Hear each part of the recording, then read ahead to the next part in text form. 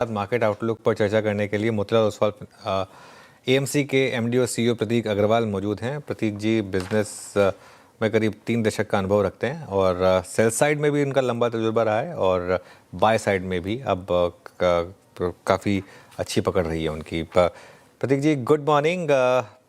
Market में एक समय बिताया जहां पर नेगेटिव रिटर्न्स रहे, लेकिन उसके बाद पिछले 3-4 महीने से मूव अच्छे रहे हैं। खासतौर से जीएसटी कट के बाद पिछला अर्निंग सीजन भी ठीक ठाक रहा। इस बार के ऑटो सेल्स भी अब तक ठीक ठाक रहे हैं। क्या एक नई तेजी की शुरुआत हुई है? आज ऑब्वियसली मार्केट नीचे है, लेकिन अदरवाइज क्या एक बुलिश व्यू बनेगा यहाँ पर मार्केट पर? मार्केट में इकोनॉमी में कई सारी पॉजिटिव चीजें हुई हैं ओवर लास्ट 1 ईयर। जो एक बड़ी वजह है मार्केट का एक जगह एक स्थिर रहना, वो है कि हमारा जो फंड रेज प्रोग्राम है, आईपीओ, क्यूआईपीज एक्सेट्रा, वो बहुत इंटेंस है। At a percentage of GDP शायद इंडिया आज के दिन दुनिया में सबसे ज्यादा आईपीओ इंटेंसिटी देख रहा है। आईपीओ जब मैं कह रहा हूँ तो क्यूआईपी वगैरह सारा आप जोड़ लें, जिसकी वजह से पूरा एक तरीके से प्रेशर वॉल्व है। जो भी पैसा मार्केट की तरफ आता है उसका प्राय पूरा या शायद उससे भी ज्यादा पार्ट आईपीओ में चला जा रहा है। इसका मतलब यह है कि ब्रॉड मार्केट में आईपीओ फंड करने के लिए कुछ हद तक बिकवाली करनी पड़ती है। दूसरा जो एक और पहले पार्ट को समाप्त करते हैं। आईपीओ की जो जो इंटेंसिटी है वो शायद अब पीक आउट हो जाए। दिसंबर में करीबन 30,000 करोड़ का आईपीओ है, उसके बाद शायद थोड़ा घटने लगे तो आगे की तरफ आपको शायद थोड़ी पॉजिटिविटी दिखे। दूसरा जो हुआ है वो ये कि गोल्ड एंड सिल्वर में काफी अच्छी उछाल आई है, तो जिसके चक्कर में बहुत सारे लोग, बहुत सारे इन्वेस्टर जो शायद अदरवाइज इक्विटी में डालते पैसा, वो गोल्ड एंड सिल्वर की तरफ चले गए हैं। 3-1 हजार करोड़ जो एसेट क्लास लेता था ऑन दी फाइनेंशियल साइड, अब पिछले 2 महीने में 9,000-15,000 करोड़ की उसमें रन रेट देखी गई है। नवंबर के नंबर आने बाकी हैं। तो अगर वहां पे थोड़ी सी कंसोलिडेशन का फेज आए तो शायद वापस इक्विटी की तरफ लोग ज्यादा देखें। तीसरा जो हुआ है वो ये कि हमारे यहाँ ट्रेड डील नहीं हुई है, जिसके कारण एक सेंटिमेंटल ओवरहैंग डेफिनेटली बना हुआ है। अगर वो होती है तो शायद एक वर्चुअस साइकिल, जिसमें अगर वो अच्छी डील होती है, it's a deal at the end of the day, if it is a win win deal, then एक वर्चुअस साइकिल आपको शायद देखने को मिले, जिसमें करेंसी में शायद थोड़ी तेजी आए, जो 90 की तरफ जा रहा है एक करेक्शन आए, और वो शायद आरबीआई को डाटस दे कि भाई रेट कट किया जा सकता है, लिक्विडिटी इंक्रीज की जा सकती है, and that will be a good nice tailwind for the market. Pratik ji, market की रैली को क्लियरली लीड कर रहे हैं बैंक्स और शानदार मोमेंटम रहा है, खासतौर से पीएसयू बैंकों में। यहाँ पर आपका क्या व्यू होगा, पीएसयू बैंकों में भी और साथ ही ओवरऑल इवन प्राइवेट बैंक्स में? नहीं, सो बराबर बात है। ये क्षेत्र जो है वो देखा जाए तो थोड़ा सस्ता हो गया था, तो थोड़ा सा बाउंस बैक आना लाजमी था।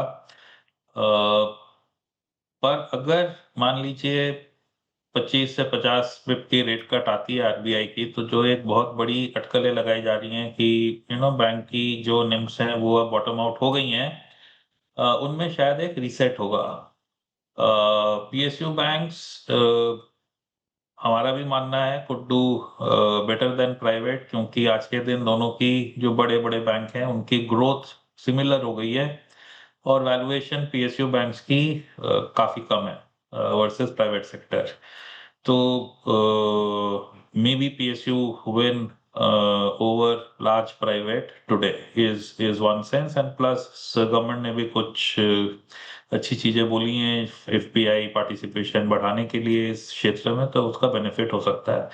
पर अगर आरबीआई की रेट कट आती है तो हमें लगता है कि शायद एनबीएफसीज को बेनिफिट होगा, पीएसयूज को या बैंकों को फिर से एक राउंड ऑफ निम सस्टेनेंस के लिए फाइट करनी पड़ेगी। तो थोड़ा सा शायद ये प्रीमेच्योर है। ओके प्रतीक जी, गुड मॉर्निंग। श्रेया बात कर रही हूँ। मेरा सवाल भी हालांकि आरबीआई पॉलिसी पर ही था। थोड़ा आपने कहा कि हो भी सकता नहीं भी हो सकता, और जिस तरीके से जीडीपी के आंकड़े आए हैं तो कई सारे अब जो एक बड़ा तबका है जो ये मान के चल रहा है शायद अब रेट कट ना हो। आपका स्टैंड क्या है आरबीआई पॉलिसी को लेकर? क्या एक्सपेक्टेशंस कर रहे हैं आप? नहीं, देखिए, एक बड़ा रीजन रेट कट का ये होता है कि रेट कट किया जा सकता है। अगर इन्फ्लेशन कम है तो वाई चार्ज मोर।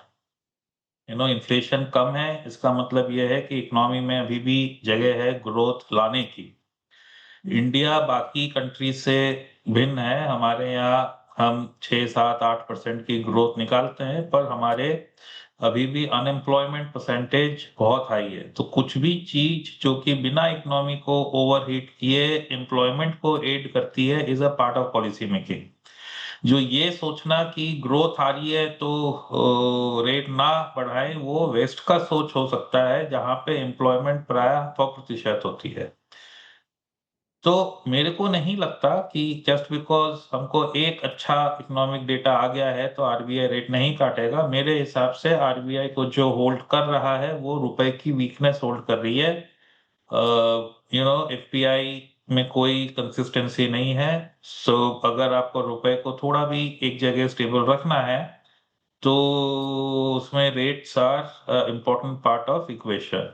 अगर इसी वजह से अगर आपको डील मिलती है और विन विन डील होती है तो रुपए में संभाल आएगा और वो आरबीआई को इनेबल करेगा एक और अग्रेसिव रेट कट करने के लिए, ऐसा मेरा मानना है। इकोनॉमिक ग्रोथ तो चाहिए। हमारे यहाँ इतने सारे लोग अनएम्प्लॉयड हैं, एम्प्लॉयमेंट की चाह रखते हैं।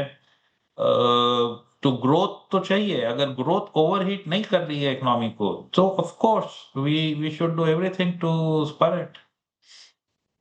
तो आप मान के चल रहे कि होना चाहिए, संभव है रेट कट। प्रतीक जी, हमने पीएसयू बैंकिंग स्पेस, साथ ही एनबीएफसीज चर्चा की, साथ ही ऑटो स्पेस ने भी पिछले कुछ सत्रों से अच्छा परफॉर्म किया, और जो आंकड़े आए सामने सेल्स डेटा वो भी काफ़ी इंप्रेसिव थे। आपको निफ्टी ऑटो भी कैसा लगता है? और साथ ही अगर आपको सेग्रीगेट करना हो 2 व्हीलर या 4 व्हीलर स्पेस में तो कौन सा बेहतर नज़र आ रहा है? देखिए, ऑटो में एक बड़ी टेलविंड आई जीएसटी कट की, और फेस्टिवल सीजन की सेल्स बहुत स्ट्रॉन्ग थी। शायद लोगों की इन्वेंट्री साफ हो गई।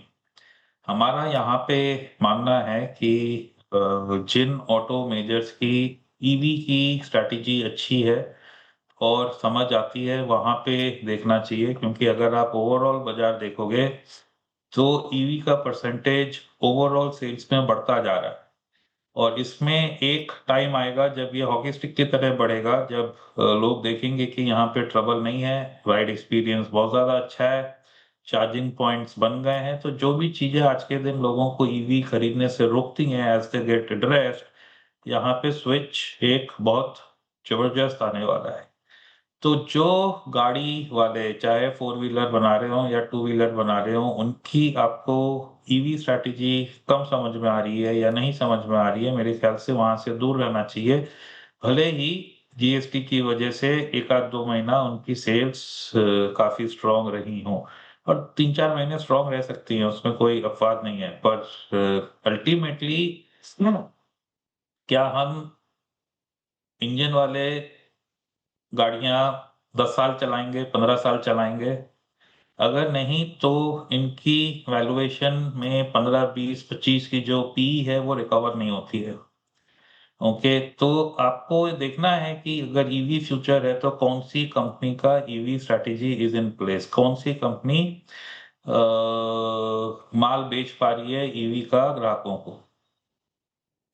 ओके, चलिए, बहुत बहुत शुक्रिया प्रतीक जी आज हमारे साथ जुड़ने के लिए और अपना व्यू रखने के लिए।